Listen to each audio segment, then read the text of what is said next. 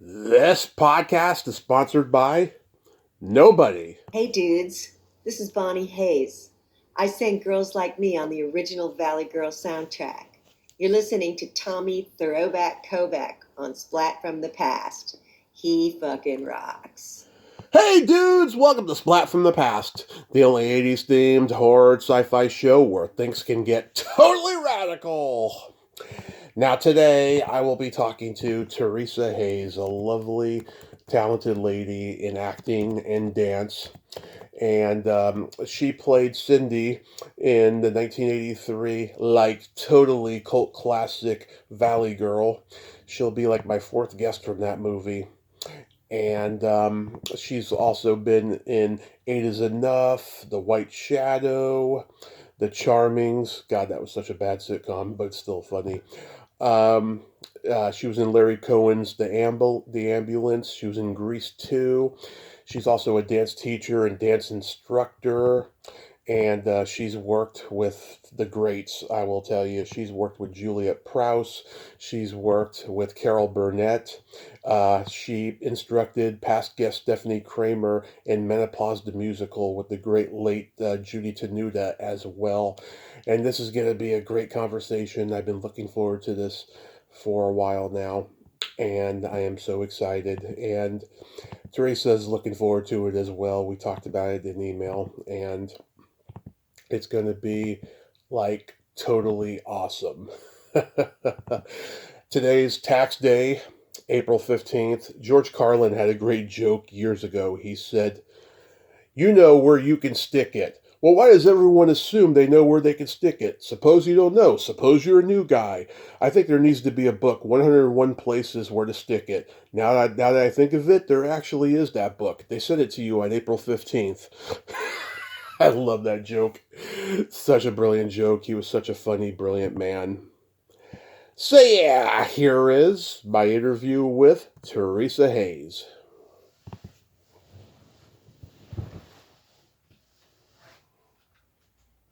Hey Teresa, welcome to the show. How are you today? I'm fine. It's nice to talk to you, Tommy. How are you? I've been looking forward to this. It's so great to talk to you too, and I thank you so much for coming on today. I'm thrilled to be here. I really am. I'm so excited. Today's like the perfect day. It's gorgeous here in California, and I Yep. know you're up. Are you up in Modesto? Modesto, yes. Okay, that's great. Good. Well, I'm glad to be here. So going back in time, did you gravitate toward dancing and acting early on in your childhood? You know, I knew from a very early age this is what I wanted to do. And I kind of drove my parents crazy because my mom was a teacher Mm-hmm. and my dad was a psychiatrist in the Air Force. And so I was doing something so completely different from what they expected. And they really thought that, my dad thought especially, that I was either going to be a doctor like him and like his father and like his brother and like all the people on that side of the family. And I was going completely different. I'm the black sheep of the family. So, yeah. So I've talked to my cousin now because my his son wants to be a sound engineer, Mm-hmm. and he knew nothing of the business whatsoever. So I've been trying to let him know that, you know, you have to follow your gut and you have to be free and you really have to support and just love your kids no matter what they choose. So he finally did that, and now his son's just really happy. So it's good. Are you trained in all types of dancing? I am. Well, I can tell you that I started in ballet, as everyone should. It's like the classical of of this business, and jazz was where I wound up. The very weird thing was I got all these tap shows, and then all of this tap commercials, and I called my friend who was my tap teacher and going, "You can't believe I got this job." So I got a lot of experience in tap, but jazz and ballet were really my thing. Yeah, I admire tap dancers a great deal. I love Sammy Davis Jr. and Gregory Hines. I just thought that they just had magical tapping skills. You know, there's something about the rhythms that are so appealing, and your heart starts to go in time with the music Mm-hmm. especially when you hear tap dancing, and when you hear really, really great tappers, you just smile. You can't help it. So I don't think there's a sad tap dancer, you know. So Yeah. I love listening to really good tap. Now, bad tap is bad, but really good tap, boy, you can't touch it. Oh, yeah. So did you get involved in school plays and community theater and all that? Well, community theater I did not, but small plays I did. I guess I've been really one of those lucky people. I graduated from college when I was 15, Yeah. and I was out in the world professionally when I was 18. I graduated when I was 19, but I still had done commercials and stuff like that from the time I was about 18. So I have been a professional all of my life, and I feel so fortunate to really be on the good side, I believe, of this business. But I'm so glad that people can, you know, dive in and be non-union and all that. But I joined the unions when I was 18. So you're a genius. You're a prodigy. Well, I don't know about the prodigy part, but I just really believe in what I do. I love what I do. I love this, and I think that's why I'm teaching right now. Yeah. Is that to pass that joy on and to let people know that they really can do it, and to encourage and to, you know, like, and to be gently kind when people are not doing the best that they possibly can do, but to really challenge them and challenge their mind and let creativity shine. I think that's so important. Absolutely. Where are you from originally? Well, my dad was in the Air Force, like I told you, so I was born in Swindon, England. Wow. But I lived a lot of my life in Northern California. So I claim Davis, California, as my hometown. So you attended UCLA. I know a lot of the Tim Robbins Actors Gang crew that went to UCLA in the late 70s, early 80s, like Cameron Dye and Lance Guest, Amy Resnick, Carrie Noonan, Steve Porter, Lee Arenberg, lots of awesome. We're only friends. Yeah, lots of awesome. The best people. And you know what's so great is that they never changed. They're 100% talented and wonderful, just like they were when they were in school. Yeah. So I feel very fortunate to know them. Yeah, they've all been so sweet and awesome to me, and just very supportive. And I'm just so blessed. And you know, I grew up watching all of them in different things. I didn't even know that they knew each other and was in the Tim Robbins Actors Gang. It was just something that just organically happened, you know. You're kidding! Oh God! Oh well, they're fabulous.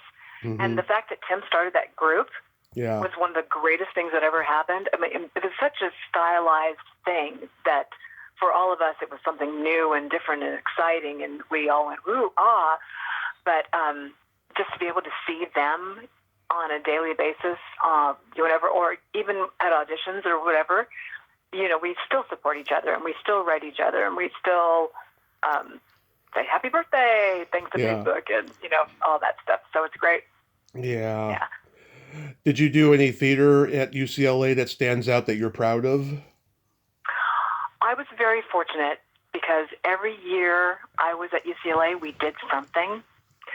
So I'm one of those really lucky people. So the very first year was Come Into My Gallery, and that was with Gary Gardner. And so we got nominated for a really great award. So that was my very first experience, was my very first semester at UCLA. And then I wound up doing Boys from Syracuse. Oh, excuse me, boy. Oh my gosh, I can't even remember. I'm so bad. I have to look it up. But I did 2 shows with him, and then I remember graduating. Well, actually, I can go in order. One of the things that we had when I started school was that the musical theater was so separate from the theater department. And we really thought that was wrong because all of the people from the theater department wanted to be in musical theater.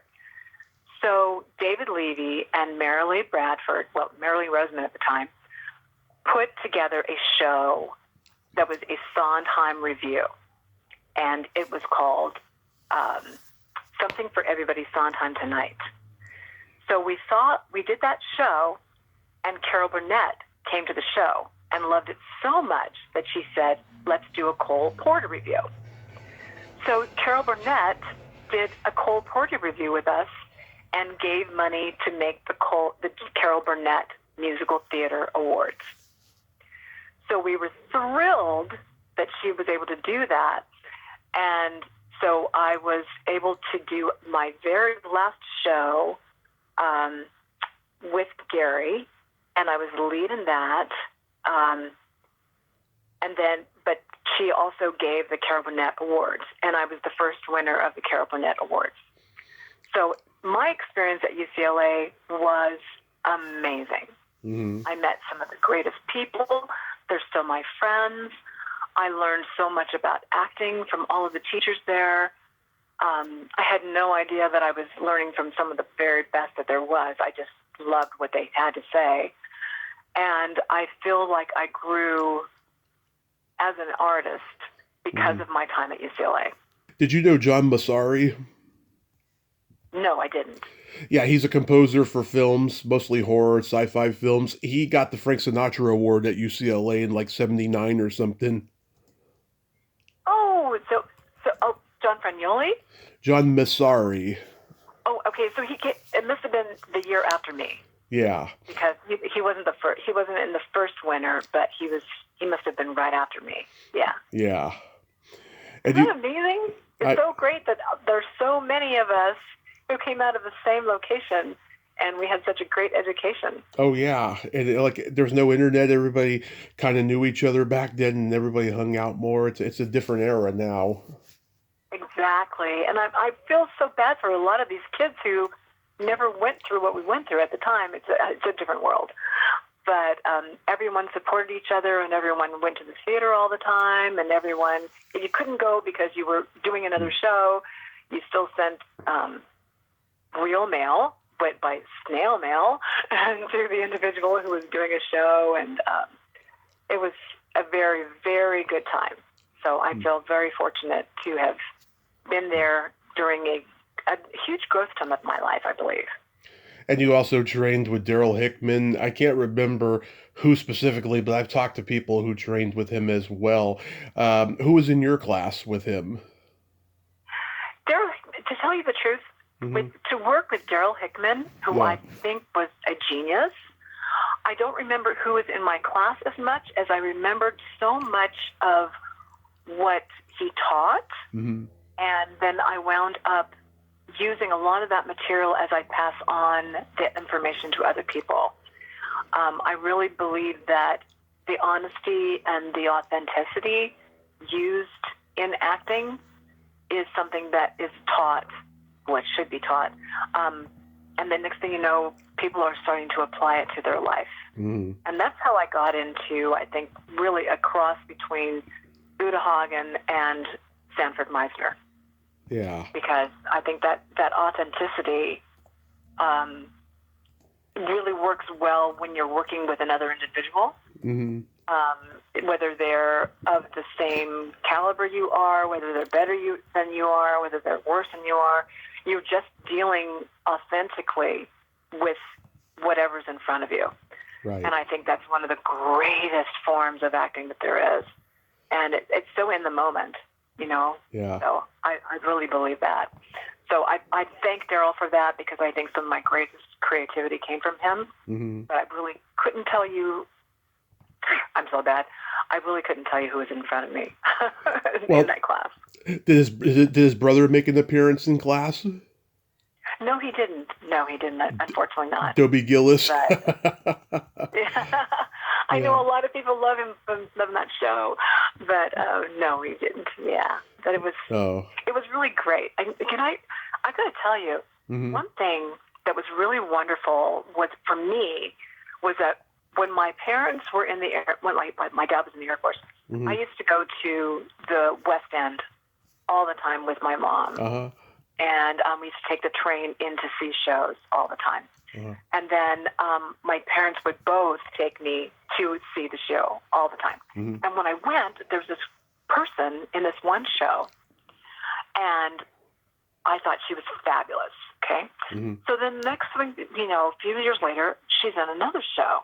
And I said, oh, my God, it's the Turkey Lurkey girl. It's the Turkey Lurkey girl. And they went crazy. And my parents were like, what are you talking about, Turkey Lurkey girl? And I said, it's her. I can tell. And she was singing the song, and I just knew her voice, and I knew the way she moved and everything about her. Well, years later, I was walking down the hall at UCLA, and I heard a voice. And I went, oh, it's her. And I went running into my friend Mary Stokes' bedroom, and she was playing the Chorus Line album at the time, and it was Donna McKechnie. Oh, wow. And I thought, oh my gosh, she's amazing. Whoever she is, I'm going to follow her forever and ever. I didn't know her name at the time, but the most important person, because I kept hearing her name.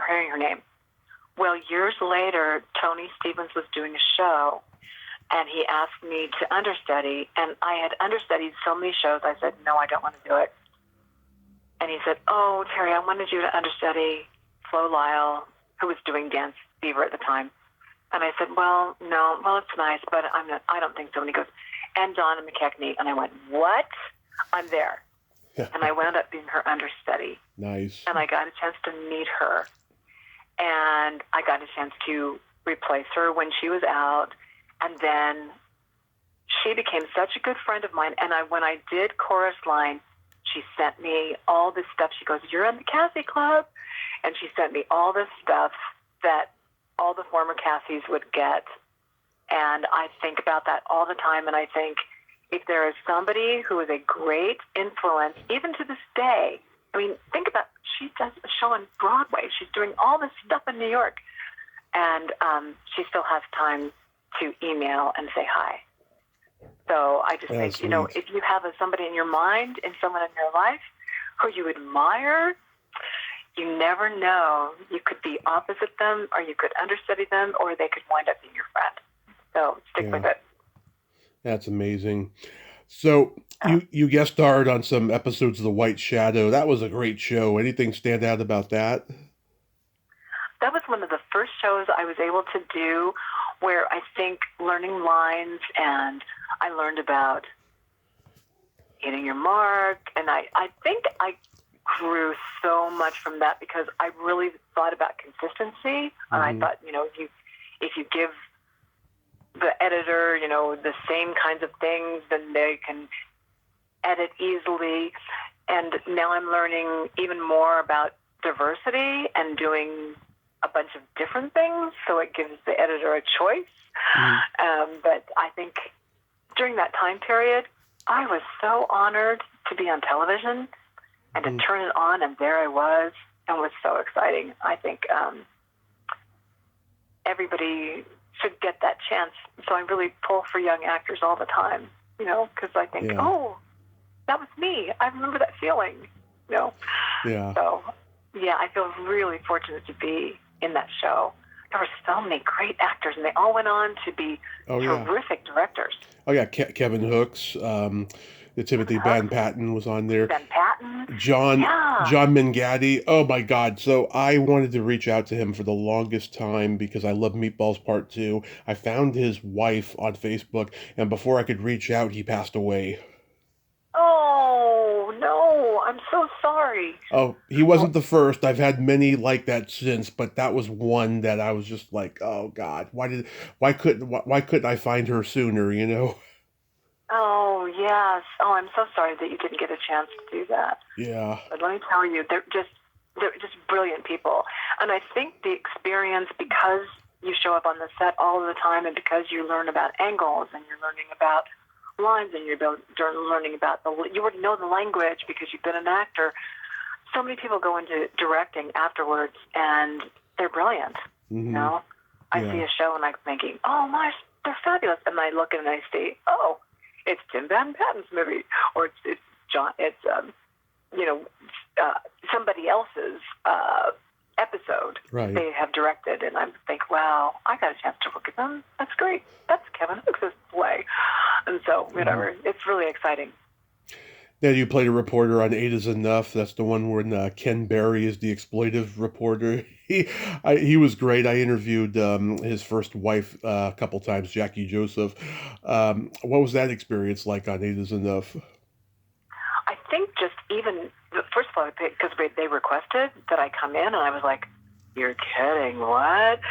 Because there's so many shows during that time period that everybody knows, and It Is Enough is a show that everybody knew. Mm-hmm. So to be on that show was so fun, and everyone was so nice. I think that was one of my nicest experiences, was that everyone was so kind. Oh, could you please stand over here? Could you please do that? And it was just, everything was so nice. It wasn't just ordered around and treated like, a piece of meat standing in a place and staying lines and spewing out and filming. They were so kind everywhere you happened to go, whether you were in your trailer. Hi, Miss Hayes, it's time to go to the set now. It was one of those things. So it was a really good experience for me. Yeah, Ralph Macchio was also on the show at that time, too. Isn't that amazing? Yeah. He went on to do amazing things. Oh, Yeah. of course. Of course. Oh, I feel like it was yesterday. Hill Street Blues, and that episode was directed by David Anspaugh, who directed Hoosiers and Rudy. He's always been like a sports kind of a guy when he directs. It's so great about doing Hill Street Blues, too. I think the thing that reminded me the most is that I got a chance to wear this cornrow wig. Yeah. Oh my gosh, it is so funny to see me in cornrows. It's hysterical. But the thing I was actually on Hill Street, because I used to watch that show all the time, and then I got a chance to be on the show, Mm-hmm. and it was really great to play somebody so completely different from my regular life, and to have it was really a stretch for me. It was really fun, so I always chalked that one up to, ooh, yes, you can do something different. Yeah. But it was fun. It was really good. It was a good experience. And one of the co-writers is Anthony Yerkovich, who created Miami Vice a few years later. Isn't that amazing? Yeah. I would love to have been on that show. Mm-hmm. I got a chance to meet the leads in something that was, not of that same context. But I think those shows just really told so much of the era. Mm-hmm. It's like every time you turn it on and you see Miami Vice and you see the white suits or the pink pants or the, whatever, Yeah. you go, wow, that truly was Miami in the early 80s. So I think, we had such a good time. There was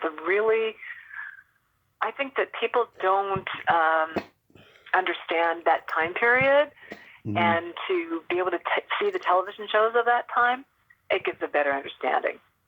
Absolutely. My mom and I are huge Grease fans, and when I was a kid, my mom would always be watching them. I couldn't avoid them. They were always on TV back then. And you got to be in Grease too. Were you like a dancer in the background? I was, and okay. Mm-hmm. Now this tells you something about my personality, and this is going to go very interesting for some people. But I want to tell you, the way they handled people who were not a speaking role. And this was the first time I had ever done a non-speaking role. Right. And so it was a really good experience for me. But they divided people up into the blue group and the red group and the yellow group and the green group. And I thought, okay, well, that's weird. But that was the first time. And they said, okay, blue group over here. Da, da, da. And I said, what? Blue group? Oh, okay. So, we stood over in a certain place and we did the choreography. And I said, okay, green group over here. And they were yelling. And I thought, that's so incredibly disrespectful. Yeah. And so I'm really done. But I went to the AD and I said, excuse me, but, a lot of us have trained since we were children. Mm-hmm. And we really are great at what we do. So even if you could say, could I have the dancers in the blue group, please? That would be so nice. And he goes, oh, okay. So he was calling people out and he'd say, the red group over here, the green group over here. May I please have the dancers in the blue group over here? So everybody goes, wait a second. Where do you guys get all the respect? Yeah. I thought it's because we spoke up. It was really interesting. So I will always remember that fondly just because of that. But just the fact that, we were here in Grease anything was really exciting. Because when I was living in England, Olivia Newton-John was doing the Song Fest and was just a little singer out of nowhere. And she won the European Song Fest. And next thing you know, she was the lead in Grease. And so to be in Grease 2 with Michelle Pfeiffer and all that, it was like, oh my gosh. But there was so much history just in that show. It was exciting to do it. Yeah, let's see. I will always remember being a dancer in the Blue group. Yeah, let's see. I've talked to Maureen Teefy. I've talked to Lucinda Dickey and Ivy Austin. You know, they were dancers in that as well. And yeah, I guess, I mean, even though the movie did not turn out that great like the first one, I mean, it seems like everyone had fun with it. Exactly. You know, can I just tell you, I am so impressed by you. I saw all the people you have interviewed, and I was going, oh my gosh, this list goes on forever. And it kept going and going and going and going and going. And I thought, well, I just want to tell you, congratulations on all the people you have had the chance to meet and to interview. It's fabulous. When I want something, I go after it. Well, I think that's really great. So you can pat yourself on the back because you've got another fan. Thank you. I appreciate that. And also a young Pamela Adlon was in that when she was Pamela Siegel, and Christopher McDonald's in there. Tom Villard, oh my God, he was a brilliant comedy genius. I think his death has really overshadowed his legacy, though. I mean, he was brilliant. You take one look at him and you start laughing in like everything he was ever in. Definitely. And, you know, it's so funny that you should talk about Chris McDonald because he was one of the really fun, nice people to hang out with. Oh, yeah. And Adrian Zmed, they were just so kind to me. And I still have a picture with the two of them, and I think, wow, what great times. It was good. It was good to be with them. Tom Hanks actually read for Max Caulfield's role because he was on Bosom Buddies at the time. And he didn't get it. And then Andrew Dice Clay came in, and he didn't get it because they didn't want another Travolta in the lead. That's so funny. Oh my gosh, that's hysterical. Yeah. Wow. Well, you should write a book. No, I'm working on a memoir, but I just think that everything's been told already. You know. No, it hasn't. If you go to a bookstore, you'll see there are a lot of people with a lot of stories. Well, that's what I mean. Yeah. They've been told already. No, but who knows? Who knows? I think you have a lot of knowledge, so you should go for it. I definitely have knowledge, but yeah, who knows? We'll see what the future holds. So how does Valley Girl come to you? Well, I've got to tell you, Valley Girl, there are a lot of things that came to me because of Valley Girl. And when I went in, it was right when the whole Valley Girl thing in the Valley became popular. And all of a sudden people were talking like this, and oh my God, and like everything was like. And so when I went in and I read, and they said, oh my gosh, we had no idea that you could do this. Otherwise, we would have, if you had just come in a few weeks earlier, we would have given you a bigger part. So I thought, just do these few lines, and it'll be great. But, you know, for the next movie, we were going to think about you for the next movie. Mm-hmm. So I went in, and I did Valley Girl, and I had a great time, and it was all wonderful. But at the time, some friends of mine were doing Staying Alive at the time. Mm-hmm. And they were doing months and months of Staying Alive, and I was doing 2 days on Valley Girl. And so I was like, oh, gosh, I'm doing this show. Well, it came back so many times. When my son was in junior high, I was walking down the hall, and I heard this voice that went, oh, it's like you're shaking hands with your best friend. And I turned around, and there was a PE teacher, my son's PE teacher, and he said, you were in Valley Girl. Oh, my God. And I said, oh, surprising. And someone else came up to me and said, oh, my God, you were in Valley Girl. And all of these people, it was one of their favorite movies, and they'd seen it multiple times. Oh, yeah. And this is before you could just, buy it or pop it into a VCR or something like that. But they grew up with every single character they had seen over and over, and they had seen it multiple times. And to this day, more people I know have seen Valley Girl and stopped me in the street or know the very few lines that I had by heart. And there's even a site, a Valley Girl site. People are members of that site, and some of my students were members of that site and said, "Oh my gosh, you were in that." Yeah. Out because I knew some of the people from that particular movie. So I've got to tell you, it's one of these things that keeps coming back and keeps coming back, and I feel so fortunate to have been a cast member. We had a great time. The people were wonderful. I cannot even tell you. That was the first time I'd actually worked with Cameron Dye, even though Cameron and I went to UCLA together. And I was a big fan of the movie. So I'm going to tell you, it was positive. It was great. Everyone was kind. Everyone was nice. And I only worked on it for 2 days, but I tell you, it comes back again and again again in my life.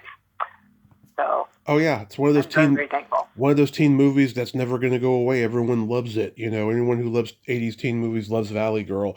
And I've talked to Heidi and Cameron and Joyce Heiser. She was in Staying Alive. She's the girl that John Travolta hits on at the bar in the first shot of the movie. That's right. It's so funny. Yes. And small world, isn't it? Yeah, and I've talked to Bonnie Hayes, who sang Girls Like Me. You and her are not related, by the way. Right. She is the sister, though, of Chris Hayes of Huey Lewis and the News, though. Can I tell you that my cousin's name is Bonnie, so it's very funny that you said, she and Bonnie Hayes are not related. Well, we're not related. That Bonnie Hayes, we're not related, but another Bonnie Hayes, I am. So it's very funny. Wow. Yeah. That's a funny coincidence. Yeah, Michael Bowen is so brilliant as a snarky asshole. Like everything he was in the 80s, he was playing that guy. And I just love it how he's like, you know, he says to you, "I was hoping you'd come," and you're just doing that cute little hair twirl. It's so adorable. You were a cutie patootie. You looked like Irene Cara back then. Thank you. Yeah. It's very funny because I got Irene Cara a lot. And the funny thing was, I was cast in that movie before she was cast, and then they changed directors, and Irene got the job. Wow. Yeah, isn't it funny? So that's crazy. I think about we were destined to meet, and then she's no longer with us, and I'm like, oh my gosh. I know. So just like, yeah. She's a tragic rise and fall. I've talked to people who worked with her and said how miserable she was. She never wanted to be famous. That's too bad that everything happened the way it happened, but yeah, but I get her a lot. Yeah. Yeah. What I'm sure you get asked this all the time, but was that real pot you guys smoked in the bathroom? It was not real pot. Okay. Even to this day, I'm like, what? Because I'm against smoking. I'm such a non-smoker, you know. Mm-hmm. But it's very funny that we were just to play that role and to be of that, to be that cute little fun girl who did all these fun things. I'm so not her. Yeah. It was really fun, but it's great. It's great. Even now, I walk into a bathroom and I think of that movie. Do you remember the name of that redhead girl that you were with? I was always trying to look for her on IMDb. I can't find it. Oh, I can't remember. I'm so bad. Oh, I don't remember her name. I'm so sorry. That's okay. I know. If ever if she does cross her path, please email me and let me know her name because I don't know. Okay. Were you there when they shot the prom scene? Oh, I did. I was not there. Okay. Yeah, what a bummer. I would have loved to have been there. Yeah, unfortunately not. Yeah. There's a lot that I missed, unfortunately, because I was just at that party scene. Mm-hmm. That was for the 2 days of the party scene they were shooting. Mm-hmm. So that was my time. Yeah. And so I know there are a lot of people who you have talked to and that you will have talked to in the future. That was their scene. So they'll be able to fill you in, I think, with more information. They've told me, but I'm just asking if you were there because sometimes in a teen movie, when they have a prom scene, everybody who is cast in the movie as a high schooler is in that scene generally, you know? Yeah, unfortunately. I think about the director, and that was her first movie, her first real big movie. Her first real movie, yeah. So, She did one previously, and she did a couple shorts before that, but this was like her first big one, you know? yeah, exactly. And so I don't think that she necessarily followed along the lines of a lot of people in the past, since that was her first experience. But Yeah. yeah. And E.G. Daily, I met her 10 years ago at the horror convention, Monsterpalooza, and she was just a sweetheart, a doll, and it was just one of the greatest moments of my life. Oh, how great. I've got to tell you, it makes all the difference in the world when you meet somebody and they're kind. Oh, yeah. I think it's everything. It has everything to do with, your future and your past, I think, and people who take the time to just speak with other people or be kind with them or take a picture or sign an autograph or do whatever. Mm-hmm. It can make or break somebody's life. So I agree. I think it's really important that you do that. I agree. You were in the Ice Pirates. I've talked to Bruce Valanche, who played Wendon the King. He's one of the funniest guys ever. He wrote for the Oscars for many years and stuff. What was that experience like? I loved being in that. It was so much fun, and it was one of the things. I was a dancer in that shoot, but it was really fun to have a mask painted on your face and then to put a mask over it. So it was that old joke before the movie came out. I can't think of what movie that is, but it was when somebody. Oh, what's his name? Shoot, Robert Urich. No, I'm trying to think of. He takes off his sunglasses and he has another pair of sunglasses on. Oh, yeah. Yeah. So we had done the same kind of thing, having a mask over a mask. So there was a great shot of everyone taking their mask off and this other mask revealed. And it was just beautiful. And a friend of mine, Mark Knowles, was the choreographer. And we wound up doing about 3 shows together, and then we taught together. So that was really fun. But we had a great time every time, just being on the set and seeing other people and hearing their lines all the time. And there was a lot of laughter and there was a lot of camaraderie. And I think that everyone should have such a good experience. Yeah, and you had actually been in a TV movie with Robert Urich a couple of years before, the Rocky Blyer story. I was very kind. He was so kind. Yeah. I can't say enough good things about him.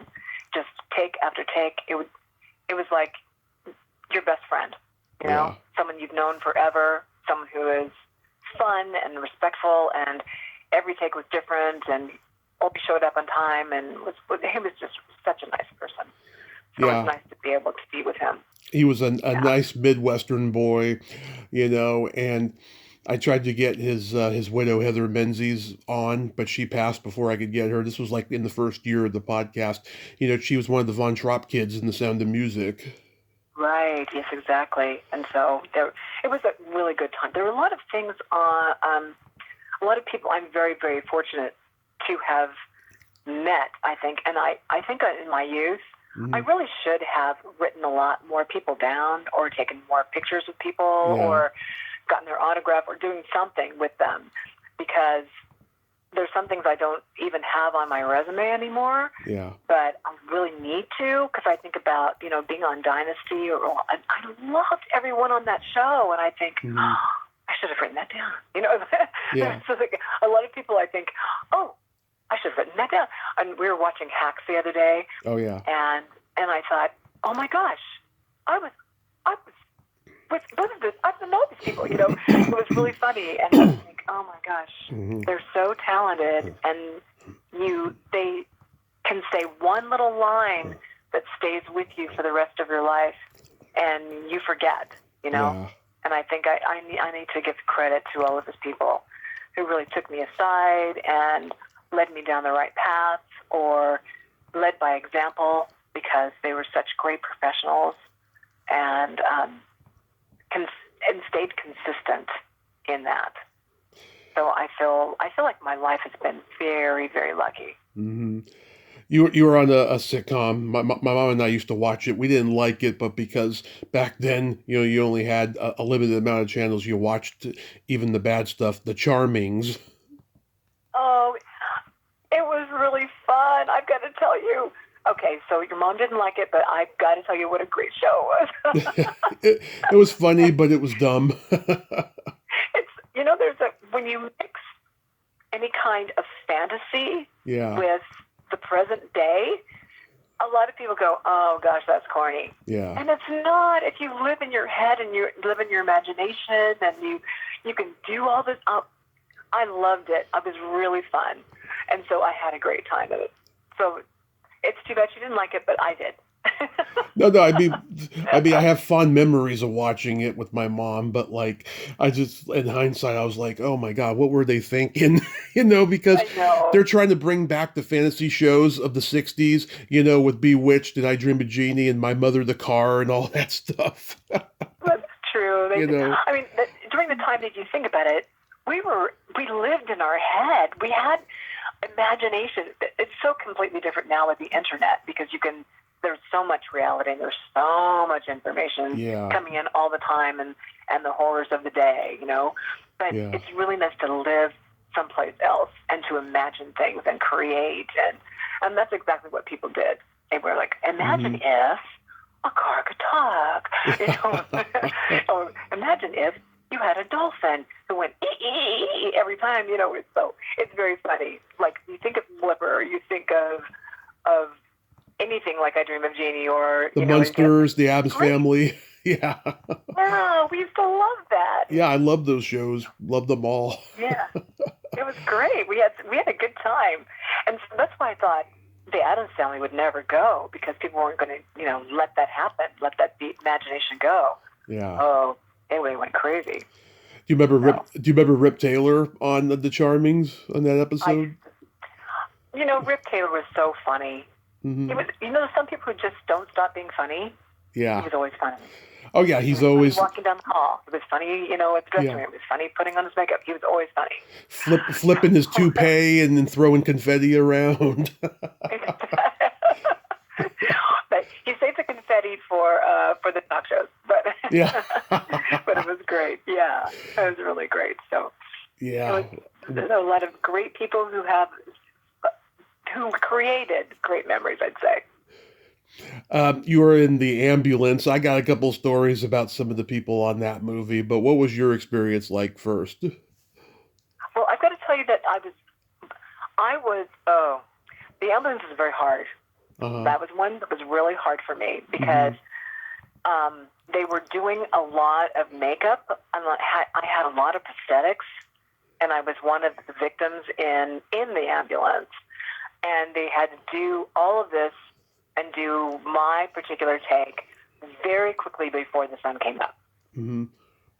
So it was really rushed and really forced and turn your head this way, no look this way, no look. And I had so many people yelling at me, telling me what to do before the sun came up. Yeah. It was not a fun experience for me. I'm going to tell you, it was hard. And that's why all people who do, like heavy-duty sexual scenes, I think about that all the time because I think a lot of it is choreographed and you have to move this way and move this way and move this way and the camera's over here and when they look in the camera then they go, oh my gosh, I was wrong.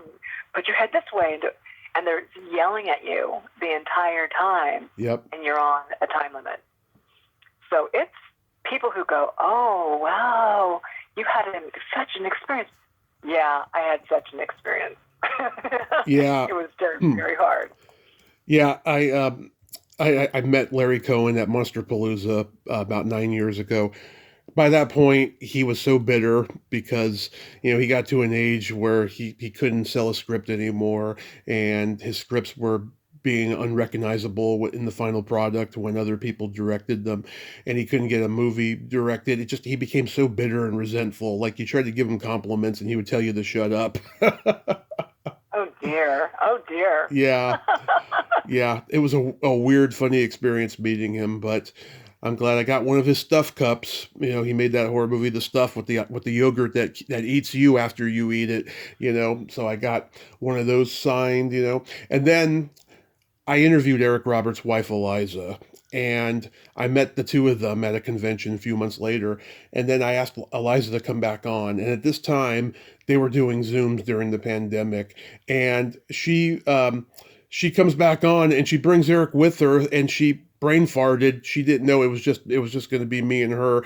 And so I'm asking her my prepared questions, and I'm coming up with questions for Eric during this, so it won't be awkward, because she really Oh my caught God. me off guard there, And I asked him about the ambulance. I did ask him about it, because I do like it. It is a good movie. Yeah. Well, I'm really glad that you enjoyed it. I'm really glad, but I know it was hard for some people, and I was one of the people. Yeah. It was a very difficult time, yeah. But I think when you think about good times, you think about hard times, you think about whatever, it really creates who you become, and it just helps you the next time around. So it's good. I think it's really good overall in the long run. Mm-hmm. Yeah. So recently, I talked to Juliet Prowse's niece, and my mom was a dancer. Oh, you did. My mom was Oh, how great you talked to Juliet. my mom was a dancer in her teens. She worshipped Juliet Prowse, and we used to watch GI Blues a lot because of it. My mom was almost a Dean Martin Gold Digger dancer. She had a scholarship to UCLA for dance, and an audition to be a Dean Martin Gold Digger dancer was a part of the deal, but my grandmother was domineering. She wouldn't let her go do it, and it's held over her head ever since. But I had a great talk with Juliet Prowse, mini Juliet Prowse, Right. as I'll call her. And so you became her aunt's, Vegas act dancers, one of them. Like, that experience must have been fantastic. Did she become like a mentor to you? I've got it. She was, I think, to me, the ultimate performer. And I let little Juliet know that too, Mm-hmm. because I got a chance to meet her before she wrote her book, and I gave her a lot of information for her book. So I'm really a great proponent of her, and I'm a big fan of hers. Yeah. But I've got to tell you about Big Juliet, Mm-hmm. that she was marvelous, and you would have loved her Yeah. more than life itself. She had so many great stories, and she was a woman's woman, I think. And she also stood up for what she believed in. I remember we were supposed to go to, we wanted to go to Fiji really badly, and we also wanted to go to South Africa. We thought that would really be fun. And they said we could go, but my friend Andre de la Roche, who was part Vietnamese, and then, myself being a black individual, Mm-hmm. they said, you can come, but you can't bring them. Mm-hmm. And she said, then we say no. And she turned it down. And there were times I remember when it came to, we found out through the paychecks that the gentlemen in the act were getting more money than the girls. And we went to Juliet and we let her know. And she went to her manager. His name is Mark Mordeau. We used to call him Mark Less Cash. So she told him, I hear that the girls are making less. And he said, well, of course so. And she said, well, change it. And our next paycheck reflected the change.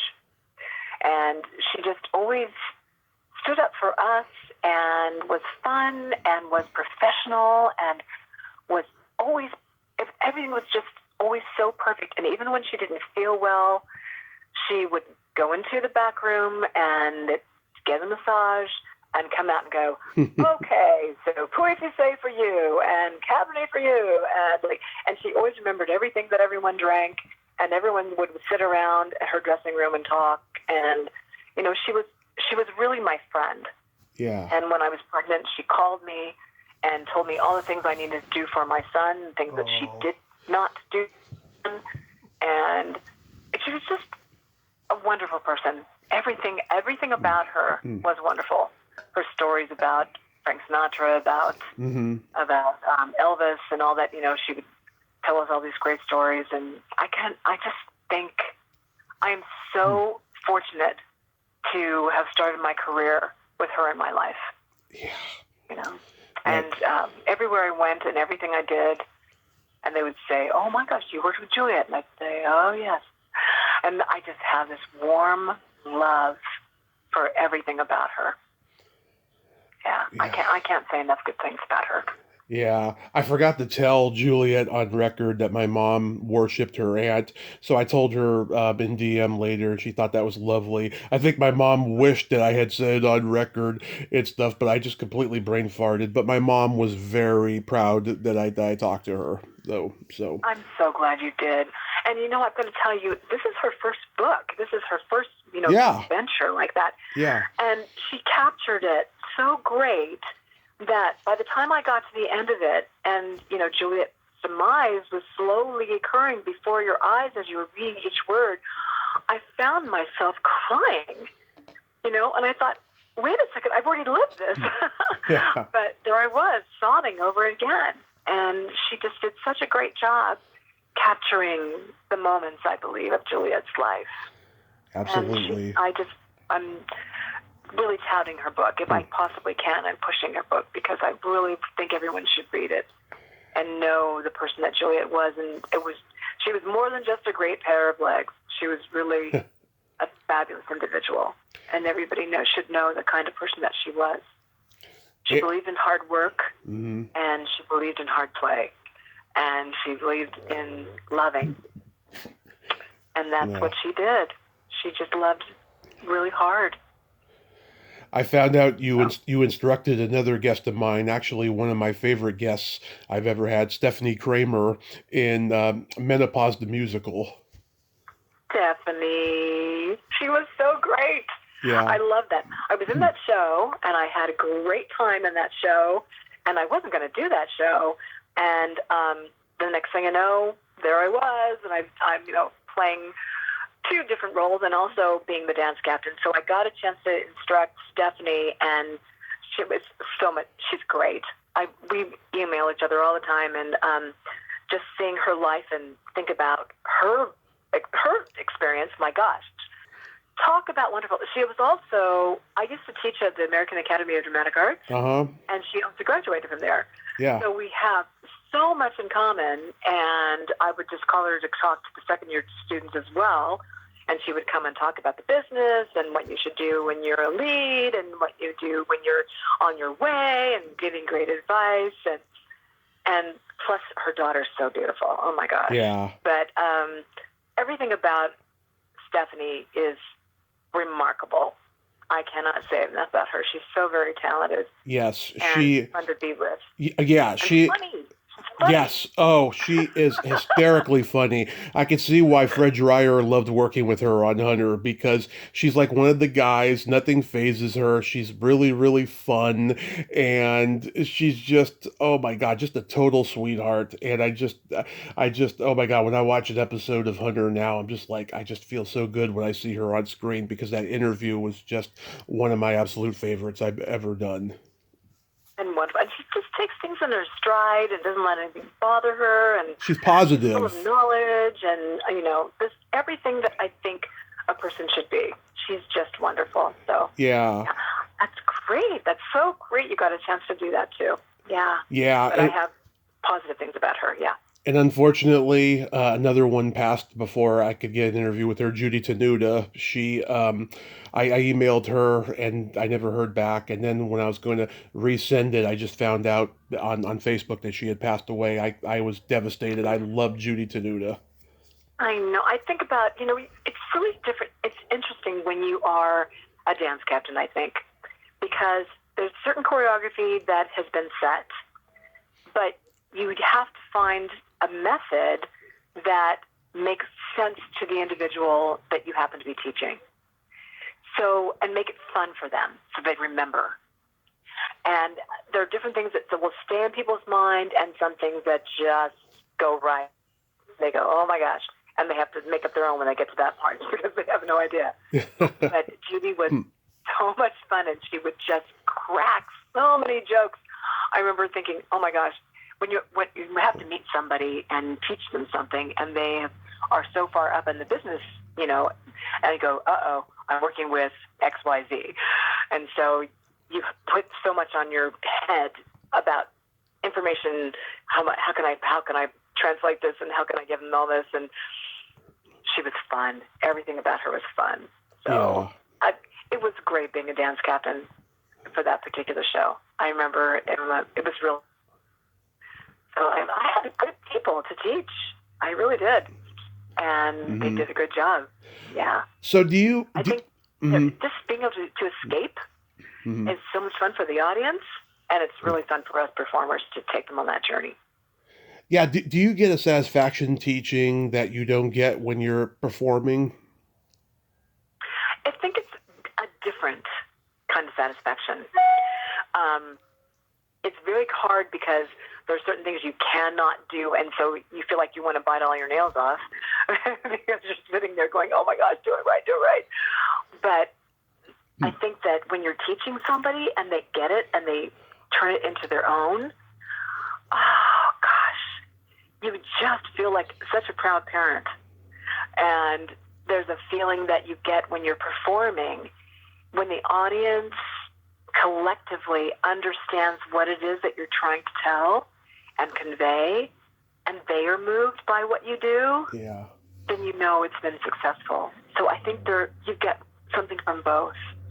And so I just feel really fortunate that I've been on both sides of the table. Yeah. And I get a chance to also get out there and do and move people and have a communication instantaneously, but then also sit back and watch someone else do what I know to be right. Yeah. It's a good feeling. Yeah. So do you have anything upcoming you want to mention? At this moment, I've got to tell you, COVID was really, really hard on a lot of people. And it was doubly hard on myself because my partner was very, very sick. He was going to die. And I was told by about 8 different doctors, say goodbye. And I said, no, you don't know him. And he's really fine. And there was one doctor, Dr. Torvati, and myself, who really believed in him. And Eric has pulled through. And right now he's at dialysis. But he's great. And so it's been 5 years. I took those 5 years to just teach. I was teaching at Elizabeth Mesnick's and also at LACC, which is Los Angeles City College. And I teach beginning acting there. And then I run off to the hospital. And I was living at Kaiser and living in my house and living at the theater and, the theater teaching these kids. Yeah. And so I have not been performing for the last few years. Yeah. I've been adjudicating and doing that. But I'm ready to get back out there. So before you know it, I will do something else. It'll be really fun. I hope you do it. That would be so great. And to wrap this up, we're going to play my secret silly game. This is a series of silly slumber party questions. It's no win or lose, just pure fun. And how the game works is I ask you the question, you answer it, then you ask me that exact same question and I answer it. And feel free to comment on the answers because they might be funny. Oh my gosh. Okay. I'm ready for you. I played this with Stephanie. Oh, she was so funny and so fun with it. Okay, Theresa, are you ticklish? Am I ticklish? Yes, I'm ticklish. Are you ticklish? Oh, yes. But if you tickle me without warning, I might hit you in the groin. Yeah, I'm ticklish. Yes, okay, good. Is your belly button an innie or an outie? Oh, definitely an innie. I can't even believe that there's some people who have an outie. It would stick out in my clothes. So I'm an innie. Tommy, are you an innie or an outie? I am also an innie, and it's very deep. I call it the bottomless pit. Oh, see? There you go. I made Stephanie look.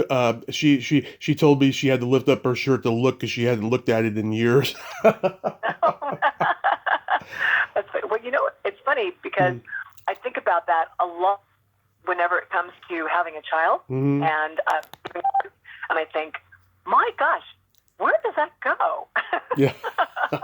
Because it goes in and it just keeps on going. So, what color are your toenails painted? my toenails are painted red and they have sparkles on them. And that's just my sparkling personality. I love it. Do you have painted toenails as well, Tommy? Yes, they are blue-green for Easter. I do like holiday colors each month now. Oh, that's exciting. Blue-green. Yes, Now, what made you choose blue-green? because of Easter, the Easter egg. Oh, my gosh. So that's great because a lot of people think of yellow when they think of Easter. So that's great. I love I, blue and green. I hate yellow nail polish. I remember I met this really mean catty girl one time and she had her nails painted yellow. I'm like, yeah, that color represents her attitude, so I don't want to go near yellow. Well, if I ever meet you, I'm not going to wear a yellow dress, okay? Oh, you can wear a yellow dress, but just for nail polish, I just don't think it looks good. That's all. Oh, I think it's great, okay. Um, Oh, my gosh. what would you say is your best personality trait? My best personality trait. Mhm. I would think that, I think I'm easy to get along with and accepting of most people. Like I that. think that's, yeah. What is your best personality trait? I'm a Gemini, so I have empathy and I have no filter. Oh, see, that's great. No, now wait a second, because a lot of Geminis, because my daughter's a Gemini, one of them, she has an alternate personality. Do you have an alternate personality? Oh yes, my evil twin comes out in my humor. It's very dark and very bawdy, Oh, that's very. And you see, she's got it, and there's so to her, because her middle name is Brianna, and when Brianna comes out, we go, "Oh, Brianna's here," Yeah. So it's like run and hide. But see, I'm a Scorpio, so that's yeah. So I it's interesting for me. Yeah. What Well, ooh, Scorpio. what is your guilty pleasure? What is my guilty pleasure? Yeah. Oh, see, that's a really hard one because I've got a lot of them. Name I don't feel guilty anymore taking pleasure. So, let's see. Can I make one up? Let's see. anything you want. The first thing that comes to mind. Gosh. Okay, let me say chocolate ice cream. Okay. Soft kind. Yeah, that would be my guilty pleasure. What is your guilty pleasure? Eating pizza and watching a raunchy sex comedy movie like Valley Girl. I mean, it's not that raunchy, but it's still a sex comedy nevertheless. No. Okay, now I have a question. What kind of pizza? I like pepperoni. I like mushroom. I'm a simple man, Italian sausage, stuff like that. Good for you. Now, someone asked me the other day because I was just talked about that. Pizza was going to be my second choice. Hmm. Pizza. Does pineapple belong on a pizza? Yeah, I like pineapple on pizza. No. It happened for me later in life. When I was a kid, I wouldn't go near it. I hated pineapple, but I came to love it as I got older. Oh, see, I know. I'm like, pineapple does not belong on a pizza.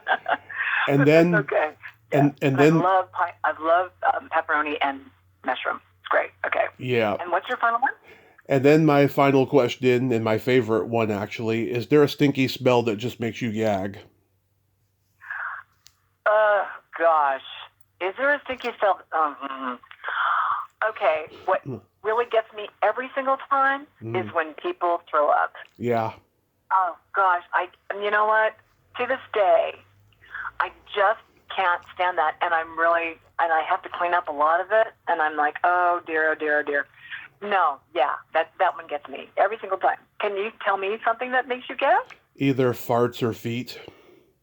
Oh, yeah, I travel a lot on airplanes. Yeah. And there was a guy who didn't have his shoes on. Yep. Yeah, you would have had a fit. like planes, trains, and automobiles, John Candy. Exactly. It's like, put your shoes on. But yeah, that's wonderful. So next time I have near somebody without their shoes on, I'm going to think of you. You know that, don't you? Yeah. That's great. I want to be in there somehow. That's great. I am so happy to have talked to you. Yes, Theresa, thank you so much for coming on today. You are amazing. And I hope you have fun at that baseball game today. And be safe out there. Thank you so much, and go Dodgers. Thank you. Bye-bye. Bye-bye. Well, there you have it. Theresa Hayes, ain't she a sweetheart? Oh my God, I love her energy. I love her kindness, her positivity. That was a great talk. I really liked her a lot. Well, until next time, this is Tommy Throwback Kovac saying there's no shame in living in the past because the present sucks. Later, dudes! Like, totally.